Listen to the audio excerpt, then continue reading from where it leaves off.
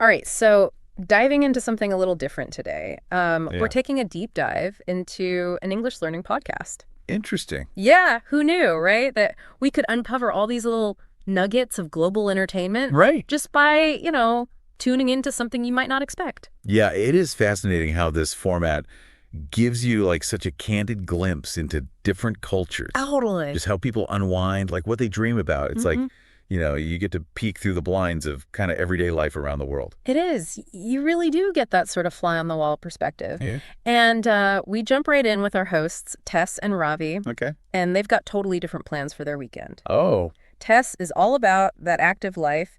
She is gearing up for a cycling trip Nice. to Keswick in the Lake District. Keswick's gorgeous. Oh, it's beautiful. Yeah, nestled right in those mountains. Yeah. It's just stunning. It's like a postcard, Mm-hmm. For outdoor enthusiasts. It is. But here's where it gets interesting. Okay. Tess is cycling to Keswick.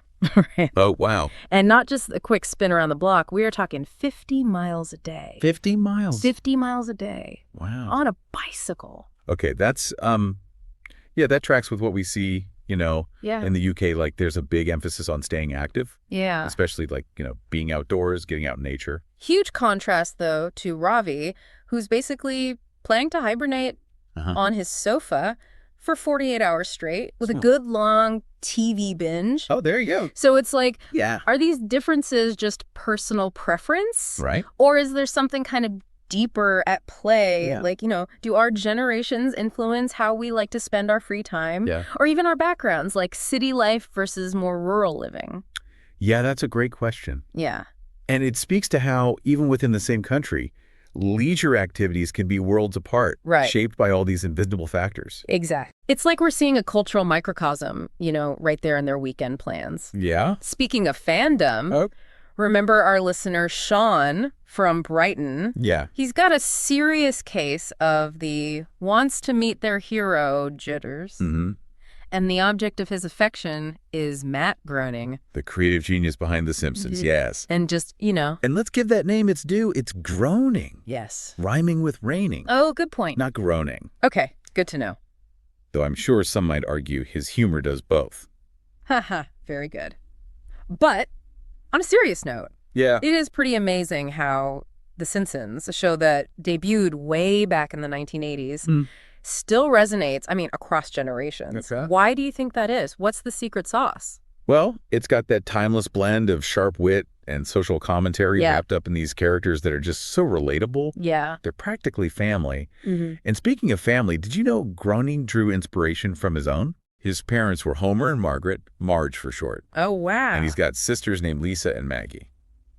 Talk about art imitating life. Yeah. No wonder those characters feel so authentic, Right. even in their, exaggerated animated glory. And it's not just the characters. Right. Even Homer's trademark, go, I was going to say. has earned a place in the Oxford English Dictionary. Which is amazing. Right, yeah. Think about that. From a simple cartoon sound Yeah, to a dictionary-defined expression of exasperation. it's true. It really highlights the global reach and staying power of pop culture, It does, yeah. wouldn't you say? Absolutely. Absolutely. And speaking of cultural powerhouses, Yes. let's shift gears from Springfield to Bollywood. Ooh, yes. This is an industry that cranks out almost double the number of films Hollywood does. I know, it's incredible. It's amazing. The output is just phenomenal. Hollywood's in a league of its own. It really is. It's just this whirlwind of vibrant colors and elaborate dance number The costumes. and dramatic storylines that just pull you in. It's true.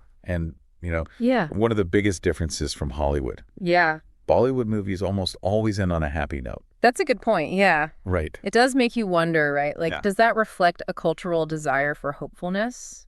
Mm-hmm. Like for a guaranteed dose of optimism in their storytelling? Yeah. Yeah, it's almost like Bollywood offers this like guaranteed escape, Right. this world where, things might be challenging, Mhm. but ultimately, Yeah. love and justice prevail. Right. You're going to get that happy ending. Exactly. Yeah. Speaking of cultural differences, Okay. let's see how food plays a role in all of this. Okay. We're following Carolina, a Venezuelan student who's moved to Newcastle, Okay. and she's cooking a traditional Venezuelan dinner for her friends. It's like a like a delicious case study in cultural exchange, right? Yeah, there's something so inherently unifying about sharing a meal. Wouldn't you agree? Oh, totally. It's just this way to connect, to share stories, to share traditions. Absolutely. And Caroline's really going all out. Like she's making Yeah. rice, beans, and this incredible sounding sauce called guasacacas. Oh, guasacaca. It's so good. Is it? It's like, guacamole's vibrant South American cousin. Okay. Like avocado blended with herbs and spices. Okay. It's like a flavor explosion. Sounds amazing. It's so good. But there's a slight hiccup in her culinary adventure. Uh-oh. She's missing a key ingredient Okay. for a side dish, and she keeps calling them big, hard bananas. Big hard bananas. Okay. Thankfully, her friend, Emily, Yeah. knows exactly what she means. Plantains. Plantains, there you go. Plantains. Yeah. It's that moment of connection, Yes. that aha moment, Yeah. where, language barriers momentarily fade, Right. and you just connect over this shared experience. It's so true. It really drives home the point that food can be this incredible gateway, right? Absolutely. To understanding a culture, even if you don't, fully share a language. Totally. Yeah. It's more than just ingredients on a plate. Right. It's about the history, the customs, the memories tied to those flavors. I love that. Yeah. And since we are, exploring this through the lens of an English learning podcast, we get these little language lessons sprinkled throughout. Like, did you know that make versus do Oh, yeah. is a surprisingly common stumbling block for English learners? Yes. It's one of those subtle nuances Totally. that can trip people up, even those with a good grasp of the language. Yeah. We even hear Carolina, who speaks English quite well, get caught by it. Right. Yeah. She's describing garlic cloves and asks, what do you call them? Yeah. Instead of, what are they called? Right. It's such a tiny little slip. It is, yeah. But it highlights, the complexity Yes. of language learning. It does. It really does. It makes you appreciate the effortless way, We navigate these linguistic intricacies in our native tongue, Totally. often without even realizing it. It's true. Yeah. And then there's this whole concept of a gap year Oh, yeah. that comes up in the podcast. That year off between finishing school and starting university. So common in the UK. Yeah, it's a time for travel, work experience, just like, Personal growth. Yeah. personal growth. Exactly. Get some time. One of the quiz participants, Ethan, even mentions spending his gap year backpacking across South America. Oh, wow. So, like, what an experience, Yeah. That's amazing. to just, like, step outside your comfort zone. Absolutely. And experience different cultures. Yeah. Which, in a way, brings us full circle Okay. to our parrot on a sinking ship. Yes. Gordon's infamous parrot jokes. Gordon and his jokes, right? Get ready, because this one's a classic groaner. Okay, you're right. But even bad jokes can offer some insight, right? It's Yeah. like a window into what different cultures find humorous. Slowly, yeah. Absolutely. Humor can be incredibly subjective, They can. often rooted in, shared cultural understanding and references. For sure. And while some jokes might make you groan more than laugh, Right. there's a certain universal charm, wouldn't you say? Yeah. Like a good old-fashioned dad joke, Yeah. no matter where you're from. Totally. Everybody loves a good dad joke. They really do. They really do. Yeah. But as we kind of wrap up this deep dive into, global entertainment, Right. what are some of the key takeaways that stick with you? Well, I think it's incredible how much we got from just one episode of an English learning podcast.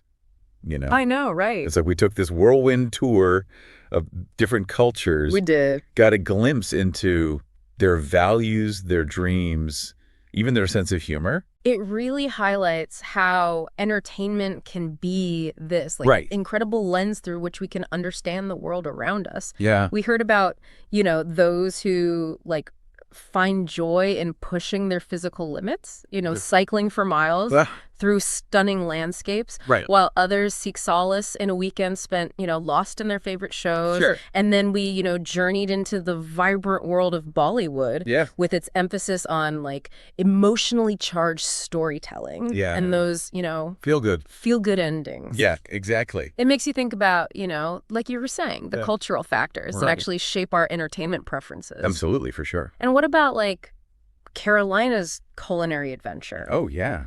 Talk about a heartwarming example I know. of how food can bridge cultures. Right. Even when words fail us. Totally. You know, that shared experience of a meal can create like such a powerful connection. It's that it's a reminder that beneath the surface of language and cultural differences, there's a shared humanity that binds us. That's a good point. You know, we all crave connection. We crave laughter. Yeah. We crave those experiences that broaden our horizons and make us feel truly alive. I love that. You know? Yeah, so well said. It's almost like entertainment isn't just about escape. Right. It's about understanding. Right. Exactly. It's about connecting with each other through, you know, shared stories, laughter, and even those like, you know, groan-inducing jokes. Groan-inducing jokes, Exactly. It's about bridging those cultural gaps and fostering empathy through the power of storytelling, music, food, all the wonderful ways we choose to, you know, entertain ourselves. And on that note, yes, we will leave you with this. Okay. How can you use your own love of entertainment? Whether it's film, music, travel, even language learning, to spark those like meaningful connections and bridge those cultural divides? It's a good question. Until next time, happy exploring.